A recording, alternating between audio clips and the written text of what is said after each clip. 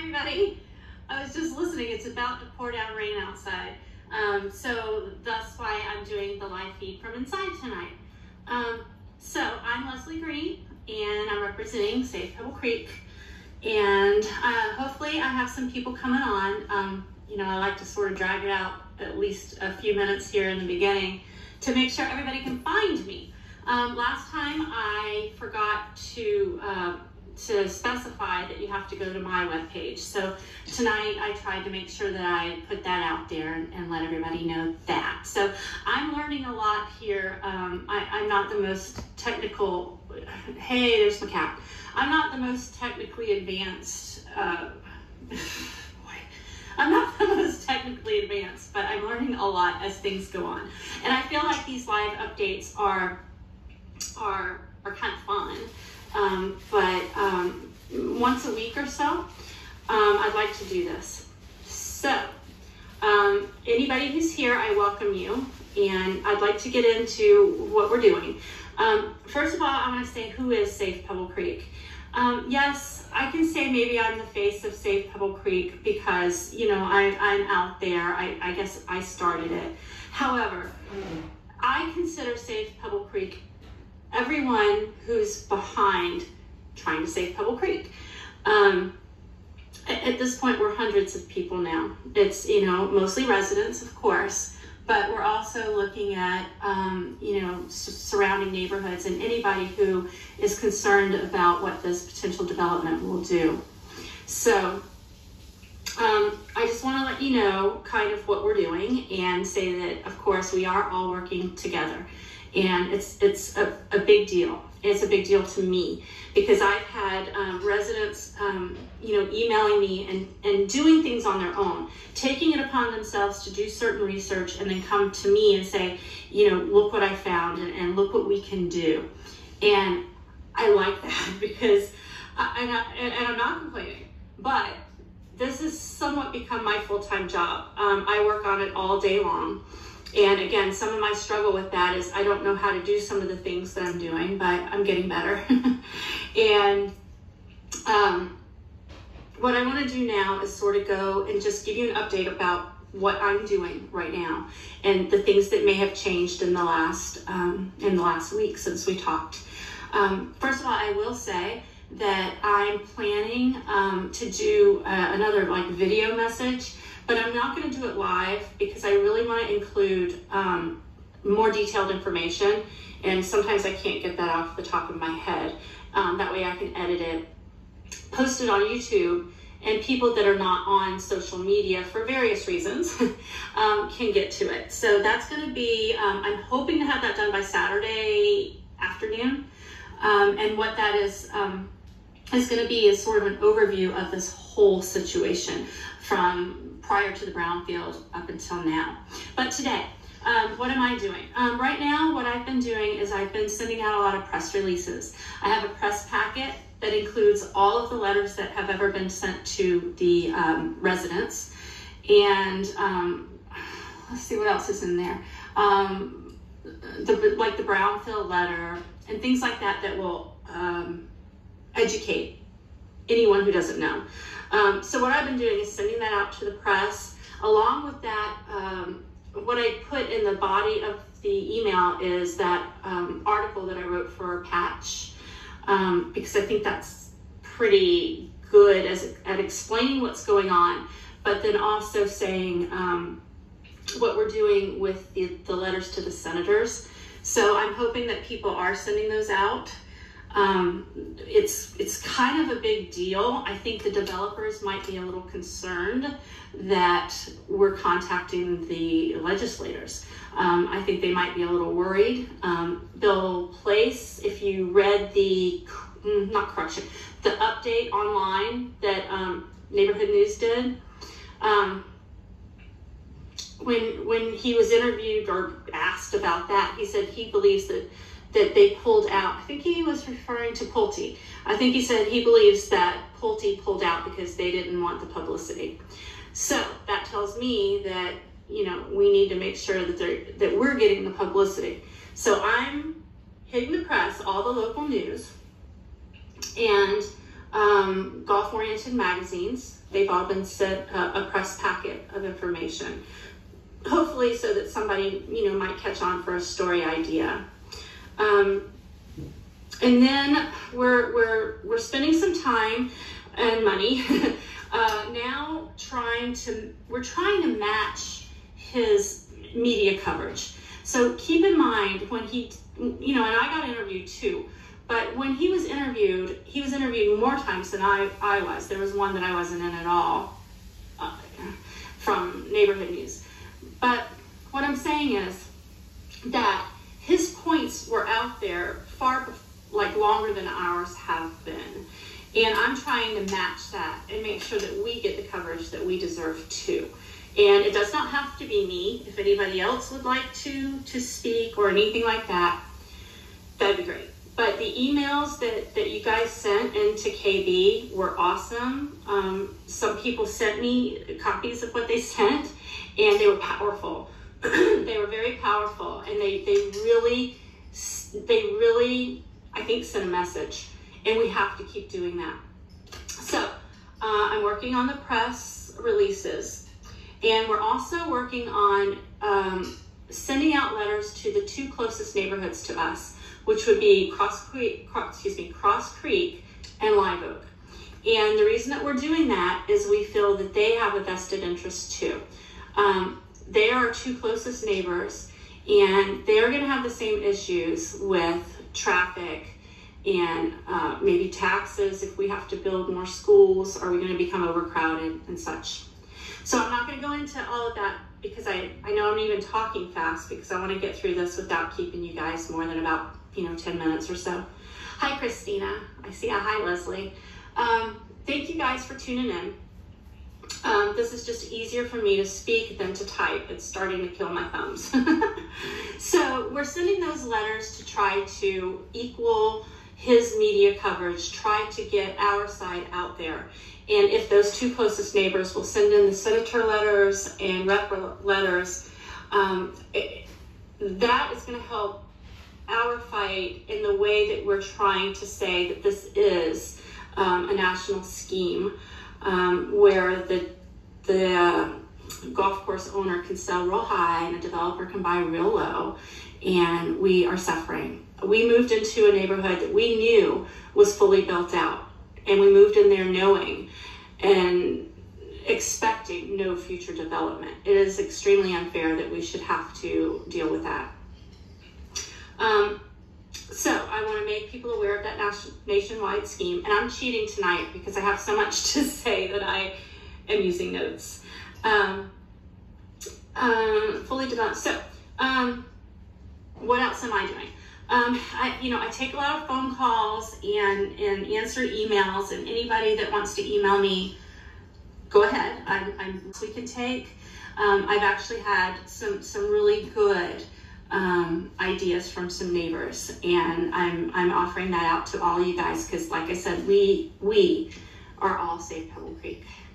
But what I'm doing now is I'm gonna probably tomorrow. I'm having a hard time finding emails, but tomorrow I'm going to put out a call for you guys to contact the other potential developers. Right now, we don't know if there's one, actually negotiating or not.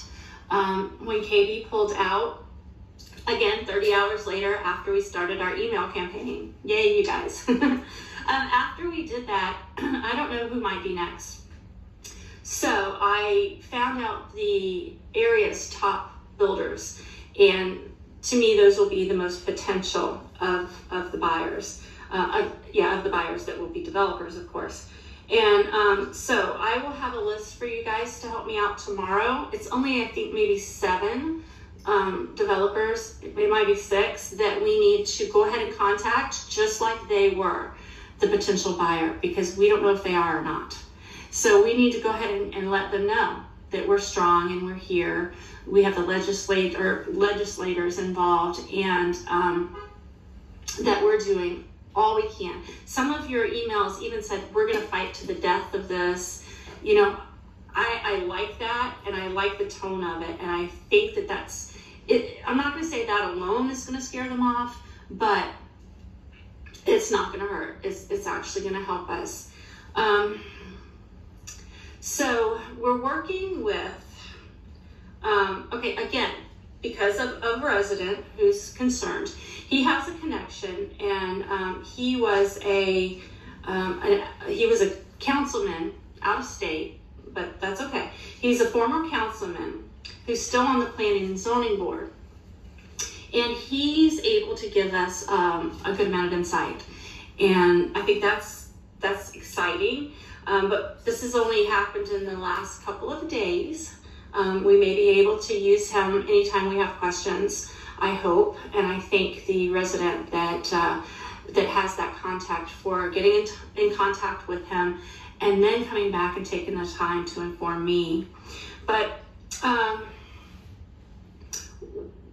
what might be happening here? Keep in mind right now that the market is a little odd for building houses. First of all, because of the pandemic, we all know that labor is very hard to come by. So that's going to help a little bit here. You know, who's going to set up to build hundreds of houses when you can't find labor? Not to mention the materials. The materials cost is super high. The truck drivers aren't even there to send this across the nation to where it needs to go. So we might have that on our side. So it might be, you know, that these developers are holding back right now. And if they are holding back because of that, that's going to be to our benefit because it's going to take longer for this to happen. I know that's a bummer, but at least that lets us know that maybe there is no potential developer at this time. If anybody knows that there is, if anybody has any insight, please tell me. But in the meantime, we're going to go ahead and email all of the potential developers that we believe could possibly be involved. Nothing's really in Ace Golf's favor right now. So, you know, it could be potentially that they're going to wait for the housing bubble to burst. They may be trying to get the land a little bit cheaper. It's been said that Ace Golf might be wanting up to $25 million now, and that's like an insane price. When the fair market value for a golf course is 1.4, or for that golf course, for our golf course. Now, so in the meantime, the longer he sits on it, the more expensive it's going to be for him. So the trick here is, you know, what order are things going to go in? The logical order is that the remediation, the cleanup of the course, should really be the first thing that's done. It doesn't need to be done, you guys. It does not need to be done unless it's going to be used for a housing development. As it is, as a golf course, it does not need to be done because it's well contained far below the ground. It's not unusual. Basically, every golf course has this. So don't let that scare you. Don't let him scare you. But the longer he sits on it without doing anything, the more it's going to cost him. And it's going to cost him in the ways of maintenance, which, you know, if he just randomly cuts the grass once in a while, it's not going to be a very expensive problem for him. He still has to pay his taxes. So the taxes on the property, the golf course, and, you know, the building itself are going to add up. I don't know for sure, but I'm feeling like from my contacts that might be around $40,000 a year. I kind of think it might be more, but we'll keep trying to find out. So what's today? I think it was on Tuesday. Yeah, on Tuesday, my neighbor called on code violation because he had some high grass and some limbs down. In fact, are you guys watching? Because I don't see your names popping up. Anyway, I see Christina and Kathy and Irene, Carlos. Thank you guys for coming in. So he called in, and the code enforcement officer came out at around 2:30, and by 4 o'clock, I think, there was the big tractor and the maintenance guy for Pebble Creek was out there and he was cutting the grass. We don't know if those two things are connected or it just lined up that way. But the enforcement officer said to the neighbor that he had a direct contact at the course, basically saying that, maybe he would just call them directly and say, hey, you got another citation coming your way. They give him something like, I'm just reading your comments. Thank you, guys.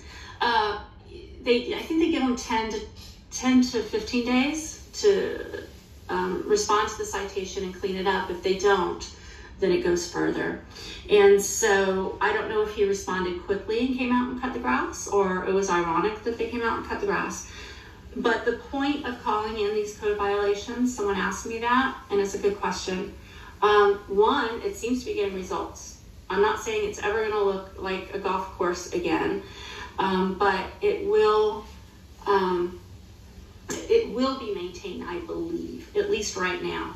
Because when these code violations come out, it seems like he just goes to those areas and cleans up or addresses whatever that code violation issue might be. So still, that's good for us, because some people's worries are, is it going to look horrible? I don't think it will. My in-laws actually live on a course that's been closed, I think, 5 years now. I have some pictures I can post. But as long as you call in those violations, that's what's going to be lighting the fire under him.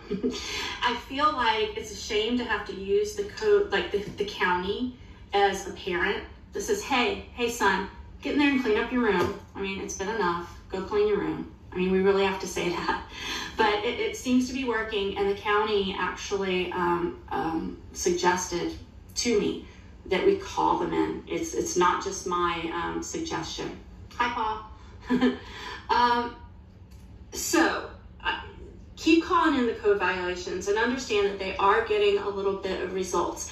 But if he doesn't respond to it, I don't mean respond to it, if he doesn't clean up the problem, there will be a point, he's being fined. He would be fined daily. That will add up in his pocketbook, which we know he's very, he has close ties to that pocketbook. Also, there will be a lien placed on the property, which will also be placed on the whole corporation. So that will cause him a little bit of trouble, when he goes to sell and stuff. That'll have to be worked out. Am I talking too fast? No, okay, good. I know, hopefully I'm not sideways this time. But you guys send me out some likes so I know that you're there. I can't really see. I'm starting to be able to see your comments, but I appreciate it. Carlos is saying that I stand with you, and I got some thanks, and I appreciate that so much. And like I said, we're sending out to the local the local neighborhoods now. I'm only able to do like 300 a week, which is still a lot. But I still need some GoFundMe money. But that's what I'm using the money for right now, is these direct mailings, because we can only be our own press right now. I'm trying all I can to get some press, but free press. But in the meantime, we have to do what we can do to get the word out.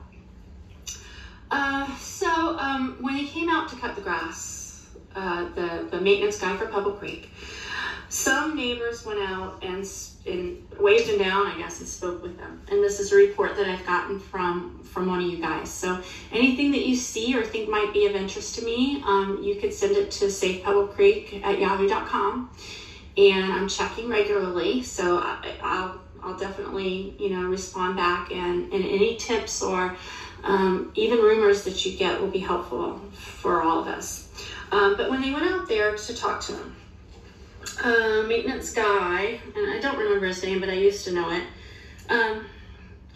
He said, "Oh, we're pulling out the pumps and of the irrigation pumps. We're pulling out the irrigation pumps and the control panel."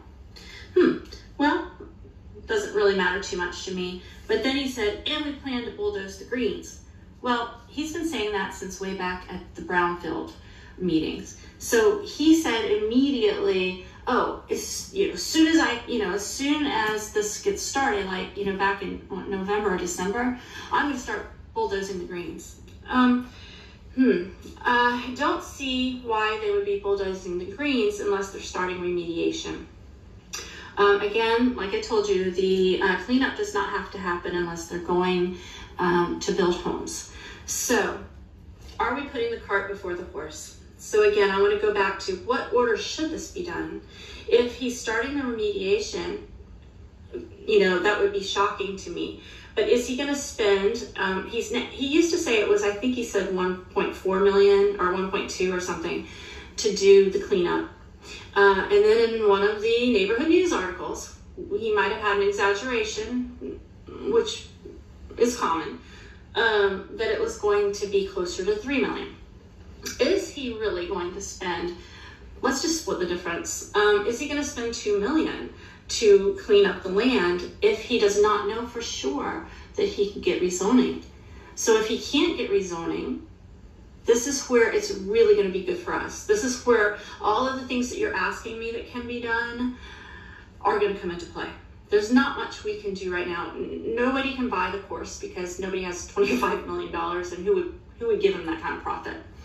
So the logic would say, is he going to clean it up and then not pass rezoning? Then what would happen? He would have to sell it as its intended use because it's now zoned as only a golf course. If he does that, he should only get about 1.4 million for the fair market value of the golf course. Well, now he might be in deeper than that because he's been paying his taxes, he's having to do maintenance on the course, and then he did this remediation cleanup. So I don't know if he's going to do the cleanup before the rezoning, but I don't think he can get rezoning without the cleanup. So there's sort of a catch-22 there. But for them to keep saying that they're going to bulldoze the greens, that put a thought in my mind that it looks like, well, I guess they're looking at bringing in that company and starting to clean up. But with some help, I had someone actually go in and call the offices of the, I guess it's DPA, and it's Department of Environmental Protection. And we found out that there have been no permits applied for. Again, there have not been any permits applied for to begin remediation. So the threats of dozing the greens, don't take that too seriously. I also heard from many people that when he first closed, he threatened to, I say threatened because I don't see it happening, to demo the clubhouse. He was going to knock it down. I can't read everything you said, Christina, but I'll catch it. Yeah, the threats. Yeah, so I think that his threat to demolish the clubhouse was some kind of fear factor too. I think he's posturing to make us fearful, to make us, you know, disgusted about what it's turning into. And I don't think we're going to let that happen. We're smarter than that, basically. But keep in mind, no permits have been filed. So I don't know why he's saying that he's going to bulldoze the greens. Or potentially, I don't think he's going to spend money tearing down the clubhouse and hauling all of that away. This is all going to put him more and more and more in the hole.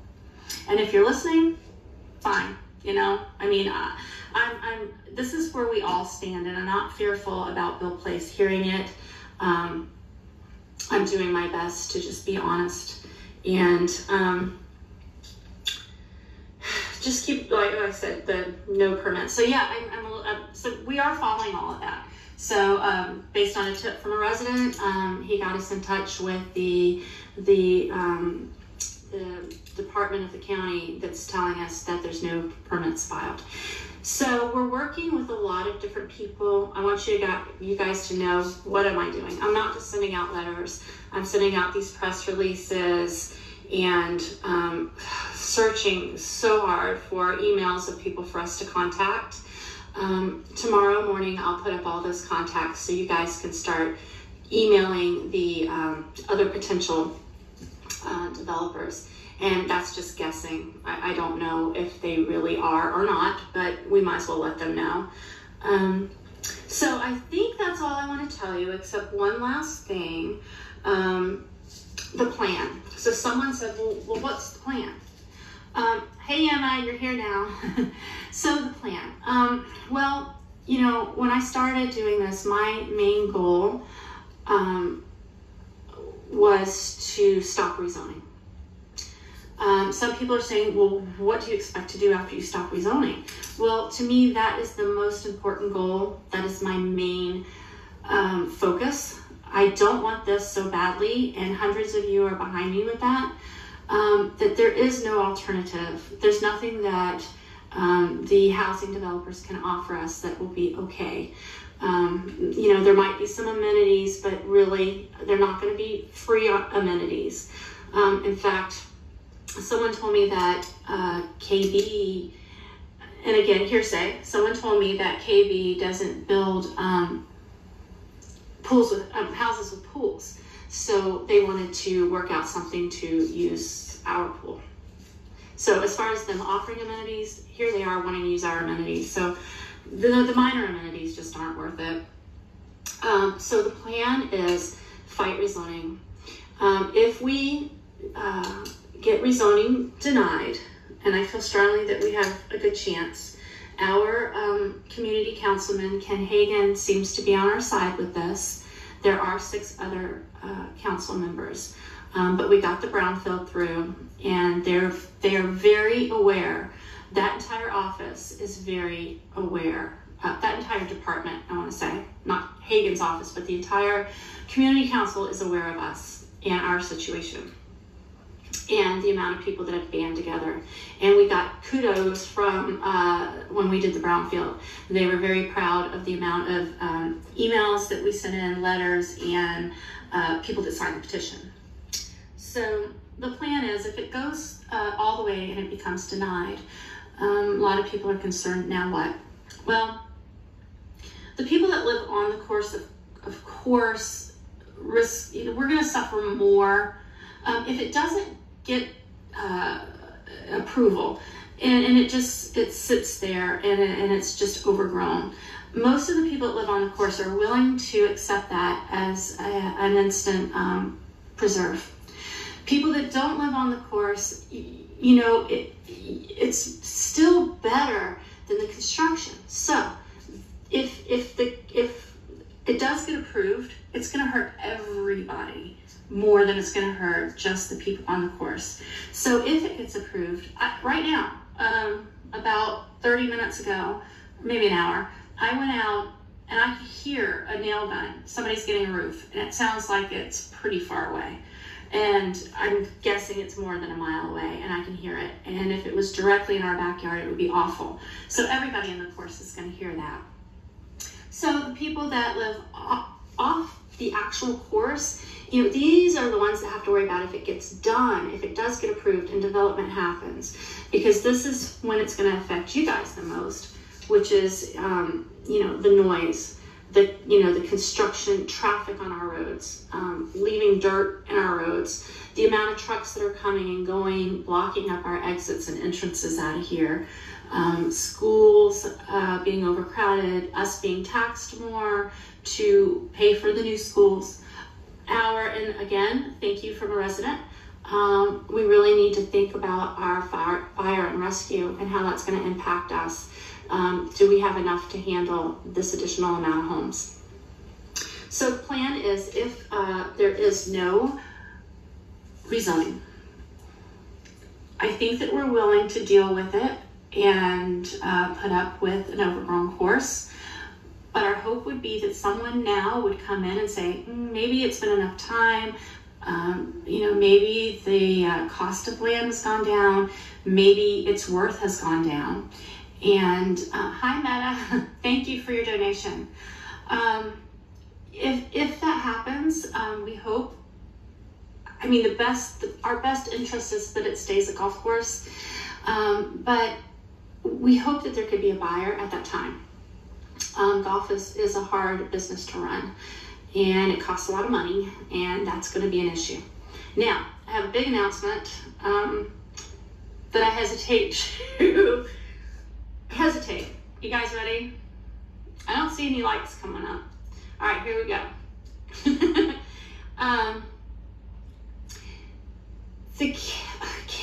Ken Hagan, our district community councilman, has actually put in a request to look at the budget and the feasibility of turning Pebble Creek Golf Course into some sort of leisure use. Now, what does that mean, some sort of leisure use? Well, you know, some of you have wrote into the community council and asked for a park. It could be a park. It could be some sort of nature trails. It could be a public pool. It could be, yeah, Janice, it's sort of good news and bad news. So I think it's good news. It could be softball fields, you know, with lights. So the thing is, it's not likely to happen until it goes through the process. I believe that it would have to be denied, and then the costs go way down, and then he would have to be a willing seller. If they offer more, and I have a feeling they would ask more than the fair market value, just based on what some people, you know, some people at the community council office told me.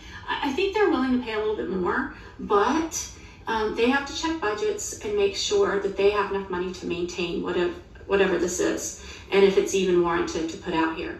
But I don't think that they would look at buying it now, because he's not looking to sell it at that price. So don't get super excited. It's not likely that we're going to have something like that happen prior to the rezoning process and the rezoning being denied. So I don't think anybody's going to swoop in. I said earlier the county might swoop in because I had a little bit of whiff of this happening, but I don't think that that's going to happen until after it gets back to a price that anyone would consider buying it at. I think that wraps up what I want to do today, and I'm going to give you a quick review. I'm going to send out a really more lengthy overview of everything that's been happening since the beginning, before the brownfield. I can't say the beginning because he's been threatening to do this for like 11 years. I've been sending out press releases. We've been sending out 300 letters a week to Live Oak and Cross Creek.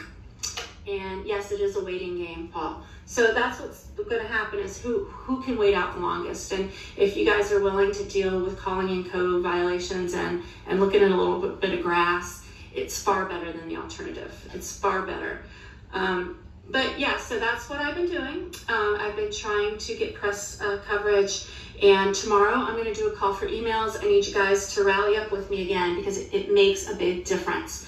Tomorrow I'm going to send out some emails for you guys to contact the other developers that might be in line. So that's all I have for you. Keep in mind some of the threats and rumors. We've heard them, and we've heard them for several months now. So I don't think that they scare us. You know, I don't think anyone's scared of, are they going to pull out the pumps and the control panel to the irrigation? I don't think that matters to us. So I'm going to let you guys go because I did say it was happy hour, and I started my glass of wine because that's what I do at Thursday at this time. And if you have questions for me, send them to, say, pebblecreek@yahoo.com. And if anybody would like to email me, if you have free time, I do need people, you know, I could use some extra help. Maybe to make a phone call, or maybe to send out some emails or some letters. So if anybody's willing to spend some of their time to do that, I might not need you right this minute, but I'm sure I will. And we do still need GoFundMe money, mainly when it comes down to really alerting every single neighbor and surrounding neighbors to send in the letters and the emails, to let your voice be heard, because that's what that process is there for. All right, so I'm going to say goodbye. And Janice, these are really cheap glasses that I got, 6 pairs for, I don't know, $12 on Amazon. So email me, I'll send you a link. But I can't see what you're writing without them. So have a good night, you guys. Thank you for tuning in. And this is going to be up for you guys to watch tomorrow or whenever. So hopefully if you want to review, I talked really fast this time. All right, have a good night.